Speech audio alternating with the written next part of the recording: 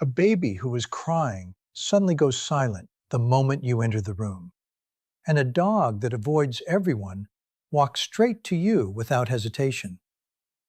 It feels like they recognize something in you that no one else can see.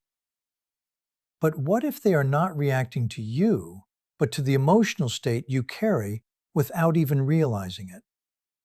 Have you ever noticed animals calming down around you, or babies staring at you longer than usual, as if they're trying to understand something unspoken? Most people dismiss it as coincidence, but psychology suggests something deeper might be happening beneath the surface of awareness. You walk into a room. You haven't said anything yet. You haven't taken any special action that would normally draw attention. There is no announcement of your presence, no effort to be seen, no intention to influence anyone, and still something shifts in the environment in a way that feels subtle but real. A dog that avoids everyone quietly walks across the room and comes straight toward you, stopping without hesitation. A baby who was crying moments ago slows down, turns their head, and suddenly becomes still. No one instructed this change. It simply happens around you, as if your presence itself is already speaking before you do. Over time, you start noticing this pattern more clearly. It is not a one-time event or a coincidence that can be easily dismissed. It repeats in different places with different beings under different conditions. An unsociable cat that ignores everyone else chooses to sit beside you without explanation. A child in a crowded space who was clinging to their parent suddenly walks toward you and stays close without fear or hesitation. You might laugh it off or explain it as luck or say you get along with animals, but internally you sense that these explanations don't fully reach the truth of what is happening. What makes it more confusing is that there is no effort on your side. You are not trying to attract attention from them. You are not performing kindness in a visible way. You are simply present. And yet this presence seems to be enough. It begins to raise a quiet question in your mind, one that becomes harder to ignore with time. If they are responding without words, without logic, without social understanding, then what exactly are they responding to? Something in you is being recognized before thought even begins, and that recognition feels deeper than ordinary interaction. The real question slowly shifts away from, why do they come to me, and moves into a more uncomfortable direction. It becomes, what am I communicating without language? What is being transmitted from me that is so clear, so immediate, that beings without reasoning or social masks respond to it instantly? Babies and animals are not analyzing your personality. They are not judging your appearance, your background, or your status. They are responding to something more direct, something felt rather than thought, something that exists beneath conscious expression. Carl Jung spent a large part of his work trying to understand what exists beneath human behavior, beneath the roles people play in daily life. One of the things that emerges from this perspective is the idea that every person carries an inner state that is constantly being expressed, whether they are aware of it or not. There is a kind of internal consistency or inconsistency between what someone truly feels and what they project outward. Adults learn to hide this gap very early, but the signal itself does not disappear. It continues to exist beneath the surface of interaction. Babies and animals, however, do not participate in this learned separation. They do not develop the habit of ignoring inner signals in favor of social performance. Because of this, they respond to what is actually present rather than what is being shown. When they move toward you, it is not necessarily because you are kind in a socially recognizable way. It is because something in your presence feels coherent to them. Coherence means that what is inside and what is expressed are not in strong conflict. For a nervous system that has not been conditioned by social complexity, this coherence translates directly into safety. This is where something very subtle begins to reveal itself. What they respond to is not effort, not charm, not behavior designed to impress. It is the absence of internal conflict being forced outward. It is a state where nothing feels exaggerated or defended.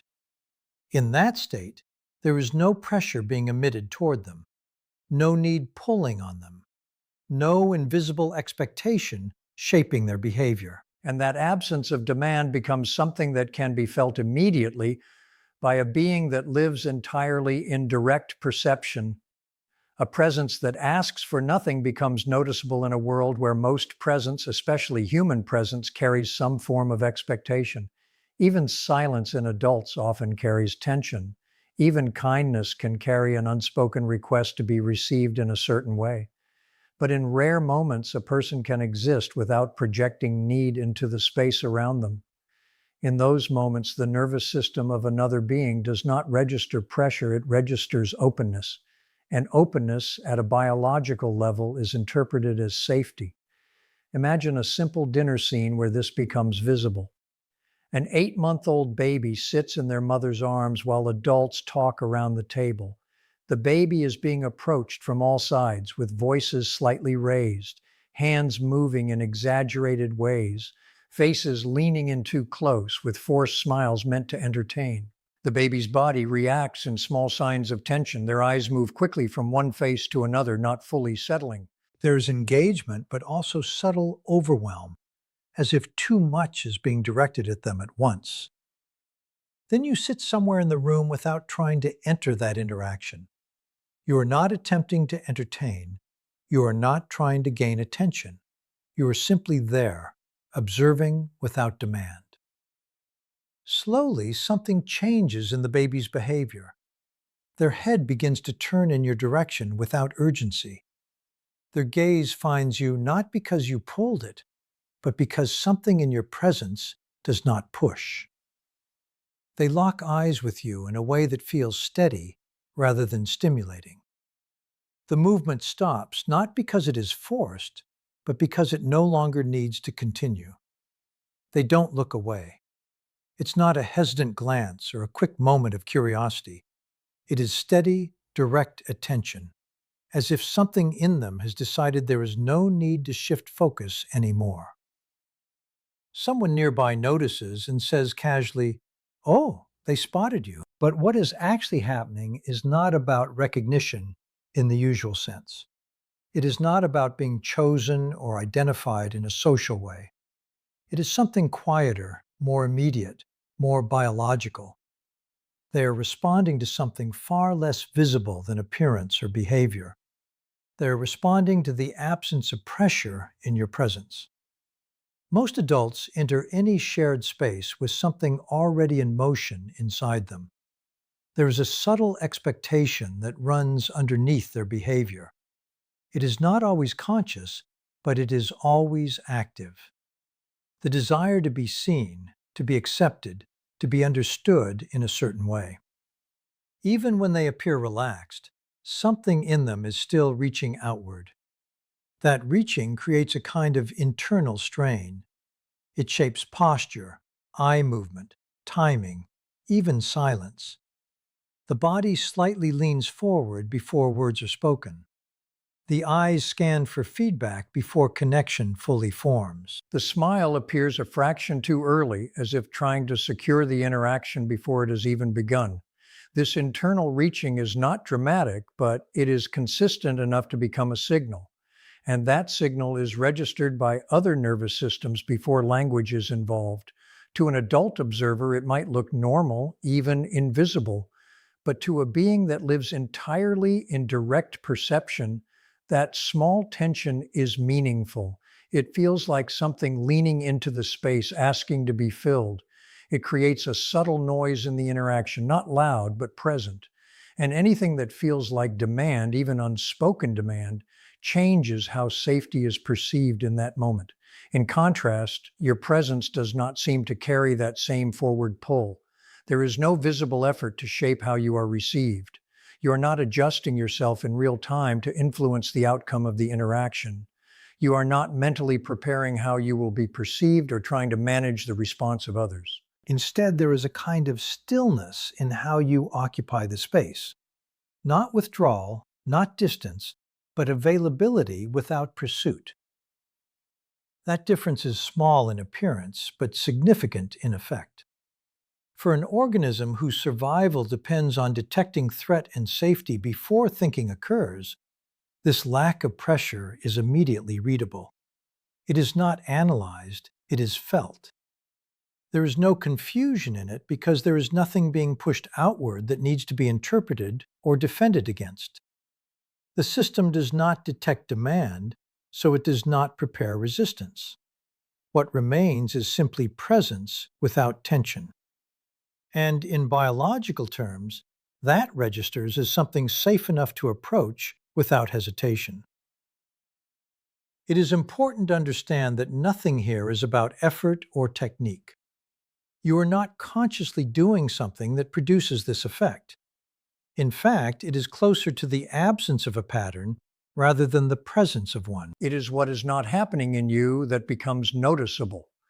And because it is not an action, it cannot be easily replicated by intention alone. Adults often misunderstand this and assume it is about behavior, but what is being perceived operates underneath behavior entirely. Carl Jung explored something closely related to this when he described the way the social self is constructed over time. He observed that people gradually develop what he called a persona, a kind of functional identity designed to navigate social environments. This persona is not inherently false, but it is selective. It highlights certain traits while suppressing others in order to meet external expectations. Over time, this creates a separation between what is genuinely experienced internally and what is expressed outwardly. This separation does not disappear just because someone becomes socially skilled. In fact, it can become more refined and harder to detect. A person can appear completely relaxed while still maintaining an internal process of monitoring, adjusting, and anticipating response. The result is a subtle but continuous form of internal tension that shapes their presence in ways they do not consciously notice. And yet, that tension is still part of the signal they emit into the environment. Babies and animals respond differently because they do not operate through interpretation of social performance. They respond to direct patterns of nervous system state. They are sensitive to consistency between internal condition and external expression, not because they understand it conceptually, but because their perception has not been filtered through social conditioning. They do not distinguish between polite behavior and authentic feeling. They only register whether the system in front of them is coherent or fragmented. Carl Jung referred to this fragmentation as the split between inner reality and persona expression. He saw it not as a moral flaw, but as a necessary adaptation to social life. People learn to adjust themselves in order to function within groups, to avoid rejection, to maintain connection. But every adaptation creates distance between what is felt and what is shown. And that distance, while useful for survival in complex societies, becomes detectable to systems that rely on direct perception rather than interpretation. The key point is not that one state is better than another in a moral sense. It is that coherence, the closeness between inner experience and outward expression, produces a specific kind of presence. That presence does not ask for anything. It does not project expectation into the space around it. It does not attempt to shape outcomes in advance. It simply exists without internal contradiction being forced outward. And in environments where most signals carry subtle demands, that kind of presence becomes immediately distinguishable. This is why what animals and babies respond to cannot be easily copied. It is not a set of behaviors that can be performed. It is not a tone of voice or a posture that can be imitated. It is a state of reduced internal conflict being externally expressed as calm availability. And because it is not constructed, it cannot be faked in a stable way for long periods. Any attempt to reproduce it consciously usually reintroduces effort, and effort itself reintroduces tension. Understanding this changes how the experience is interpreted. It is not about being special or different in a social sense. It is about what happens when internal pressure is not being projected outward into the environment. And that is why the next layer of this pattern becomes even more revealing. Because it is not just about presence being noticed, it is about presence that does not pursue, and what that absence of pursuit communicates at a deeper level of interaction. Your friend watches it happen and immediately tries to explain it. That's weird, they say, half amused, half confused. He only does that when he feels really comfortable. But you know you didn't create that moment through effort. You didn't call the dog. You didn't offer food. You didn't extend your hand in invitation. You were simply present, sitting there without intention, without strategy, without trying to influence what would happen next. And still, something in the animal's behavior shifted toward you as if a decision had already been made before any visible action occurred. What most people don't notice is the quiet layer of pressure they carry into every interaction. It is not loud or forceful, and it rarely feels intentional. It is softer than that, almost invisible to the person producing it. It comes from the need for something to happen in return, the need to be noticed, to be chosen, to be responded to in a way that confirms value or connection.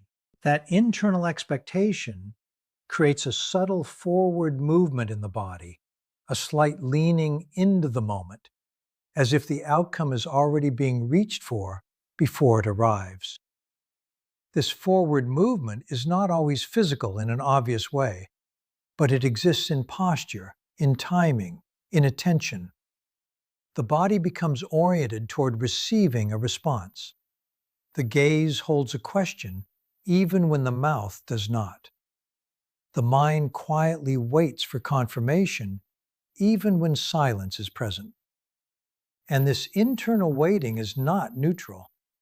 It produces a signal that other nervous systems can register without interpretation.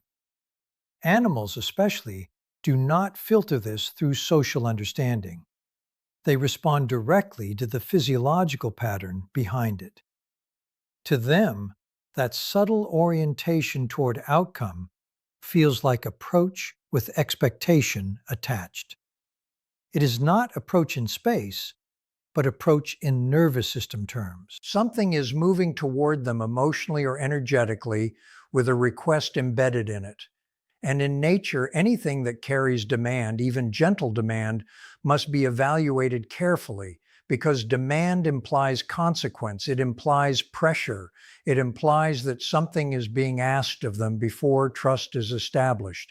And so the system prepares itself accordingly, often by hesitating, withdrawing, or staying alert. You are not in that state. There is no internal insistence that the dog must come closer or that the child must respond in a certain way. You are not holding the interaction in a specific direction in your mind. You are not projecting an outcome into the space and waiting for it to be fulfilled.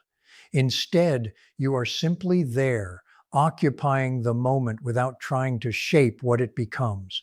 And because of that, there is no signal of demand being emitted from you into the environment.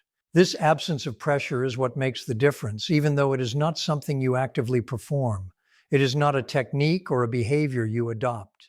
It is closer to what is missing than what is present. And what is missing is the internal effort to capture the moment into a specific emotional or social result. Without that effort, the interaction does not feel like something being pulled toward a conclusion. It feels open, unforced, and unclaimed. From the outside, this can be misunderstood very easily. The same stillness that comes from absence of demand can look like distance. The same lack of pursuit can be interpreted as disinterest. But internally, the two are completely different. One comes from withdrawal, where connection is avoided. The other comes from presence without capture, where connection is not being forced into a shape. To a nervous system that relies on sensing pressure and intention, however, These distinctions are not immediately visible. This is why animals respond in such a clear way. They do not interpret your intention through ideas or assumptions. They respond to what your nervous system is actually doing in real time. When there is no pressure coming from you, no emotional leaning, no subtle attempt to secure an outcome, their system does not detect a threat or a demand. What remains is simply your presence in the environment without interference, and that is what registers as safe enough to approach. At this level, it is not about kindness or friendliness in the usual sense. It is not about performing warmth or acting calm. It is about the absence of internal pursuit directed outward. That absence creates a kind of neutrality that does not pull on the other being. And when nothing is pulling, the system no longer has to defend itself against being used or directed. It can move closer without resistance, because nothing is asking it to become anything in return. This is also where confusion often begins for people who notice this pattern in themselves. They assume it is about being gentle or agreeable or emotionally open in a visible way. But in reality, those qualities can still carry expectation underneath them. Even kindness can become a form of reaching if it is tied to the need for response.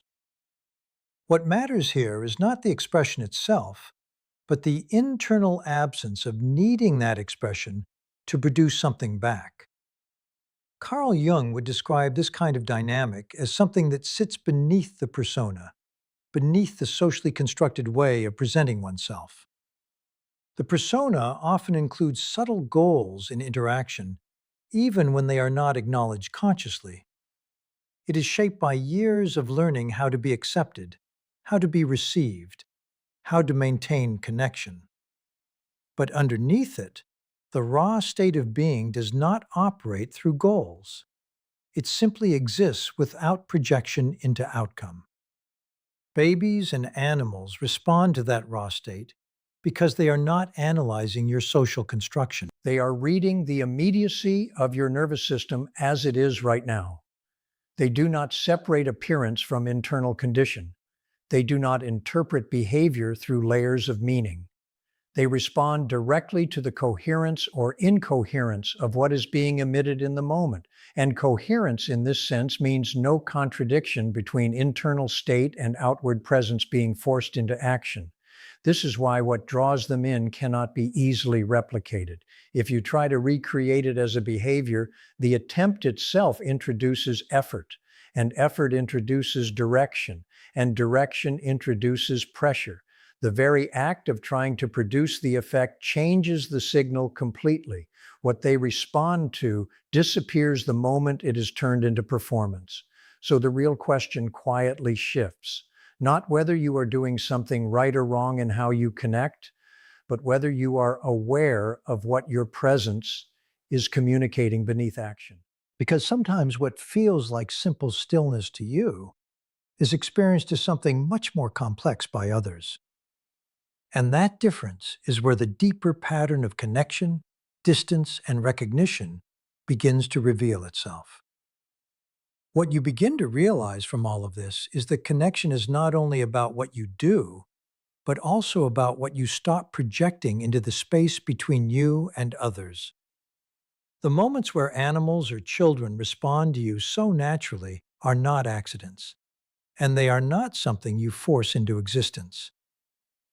They reflect a quieter state of being, one where there is no pressure to control how you are received, and no need for the moment to become anything other than what it already is.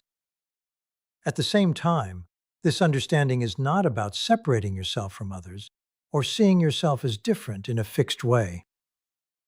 It is about noticing how presence changes depending on internal state. When there is less tension, less internal demand, and less need for validation in the moment, interaction becomes simpler, clearer, and more direct. And that simplicity is something even the most sensitive nervous systems can recognize without effort. In the end, what remains important is not the idea of being chosen or seen in a special way, but the awareness of how deeply presence is felt beyond words.